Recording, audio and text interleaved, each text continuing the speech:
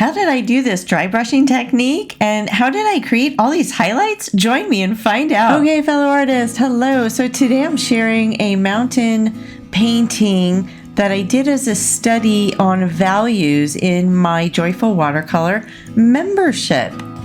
Well, you'll see in the photo of the mountains, a reference photo there are some pretty drastic values, meaning the dark on the right, the part of the mountain that's in shade, part that I'm working on right now, that's pretty much almost the darkest dark. Then there are some mid values, which is kind of the side of the mountain. Then there's the lightest mountain, which is the peak on the left. So I'm going to show you how I do layers in watercolor to create the values. Then I'm going to use my favorite technique at the very end, which is dry brushing. And I just think it's perfect for snow or for dirt, any kind of texture that you're looking to achieve, dry brushing is great for. Now you see here, I'm kind of just working the bead of my watercolor here of this blue color of the mountain, and I'm not worried about copying, getting the perfect color. That's not what this study is about. I'm not looking to get that light blue or that it's almost kind of like a cobalt blue because it's, a reflection of the sky. I actually am looking to go even a little more dramatic, kind of a indigo neutral tint mix, I think is what I was doing. So whatever was on my palette, honestly. And the paper I'm using is hot pressed watercolor paper. So I've got my first layers there on the larger mountain. Now I'm going to do the second mountain here, the darkest values, get my first layers for the darkest values of the second mountain, which is like right under the first mountain I did. So I'm getting that shadow side of this mountain, and I'm really kind of just getting the mid value in because I am going to do another layer and get a lot darker here. So, and as you can see, the top mountain dried a lot lighter. So I'm definitely going, planning for that. The color will dry a couple shades lighter.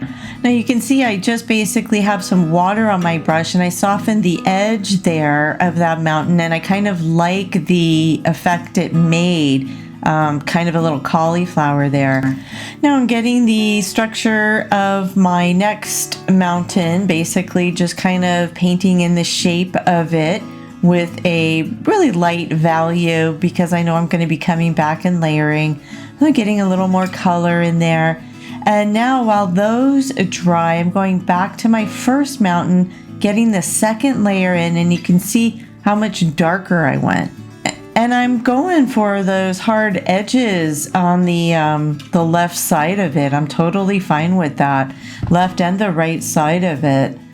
And you can see I'm kind of being messy with my brush strokes. I don't want it to be perfect. I want it to have texture and unevenness. I don't want any kind of straight line. So I'm kind of purposely being messy. Now I don't have much water on my brush, and here is some examples of dry brushing coming up. Dry brush, meaning very little water on dry paper, and then you hold your brush kind of at a horizontal angle. And if it's too much, you can add water like I did right there. And I got kind of a really cool bloom effect, which I think looks good. It kind of looks like snow, which is the whole idea. Now I'm adding some white gouache here, and it'll be in the camera here in a second. I'm taking the gouache, the paint, like right out of the tube with a clean brush so I don't get, dirty wash on my tube. But you can see now I'm just kind of blending it in, and then I grab some like pure white for the tips, the peaks, and then let it just kind of blend in to the mountain right there into the grayer color, and I'm kind of blending it on the paper down below there. That's what I'm doing. Then I'm grabbed some more right out of the tube and gonna go with on the darker side here. Now I'm getting the snow, and it's kind of almost like dry brushing because my brush is not wet at all. I just kind of keep dipping in there, not lifting any of the paint from underneath, just doing the white. And I know it's also going to dry darker anyway. So now I'm starting to blend with a little water and going to kind of blend everything in. I ended up using a lot more white than I expected, but I was having fun. So I was just going with it. And when this dried, I ended up doing, some more darker, mid values really. So now I'm getting my lightest values. So basically I got my darker values in, my darkest values in. Now I'm going in with my lightest values, right, which is white and a little bit low, value a little lower than white. If you like this video, please hit that like and subscribe button so I can make more videos for you. Thank you. And then I go in with the mid values when this dries, and that kind of pulls it all together. So it's really all just about layering. So I'm purposely just going with a lot of white because I really wanted to get that curve. I really liked that curve in the mountain there. And then I take some, I just write with my, with my brush with the gouache on it, I take a little bit of my little blue gray I have and put it right in there. And then that's my mid value. That's the mid value. Then I clean off my brush, or no, I'm going in for some darker values here and trying to get some more structure. Oh, going for the side there. Okay. Gonna do dry brushing, so that's I get my paper there and I'm like, okay, I'm gonna do some dry brushing, and that's okay if it's dark because I still am planning on going over it with the white with the gouache. So let that dry brushing dry, and then I'm gonna mess around with this side. Back and forth. That's what watercolor is. You jumping around the paper while one little bit dries, you work on the other little bit. I'm going to be using gouache more in paintings. It just kind of takes the stress off, right, of preserving the white, and it's really making it fun for me. It definitely is. And I like the painterly look, right, that it gives. So I'll be definitely using gouache, just with white, just trying to blend it in with the existing watercolors and get really just for my values, like something similar to what I'm doing here today. And also I used a lot of gouache with my with the grapes that I did. So here, just smoothing out the bottom there. It was kind of looking funky, like the way it was. So I just wanted to make it a little, I wanted to purposely make it uneven, like the rest of the foundation there, rest of the bottom of the mountain. And they're just kind of having fun, just getting the white on there, getting some texture is really all I'm doing. So just gonna some music here till the end. I'm almost done, and I'll show you the final picture when it's done.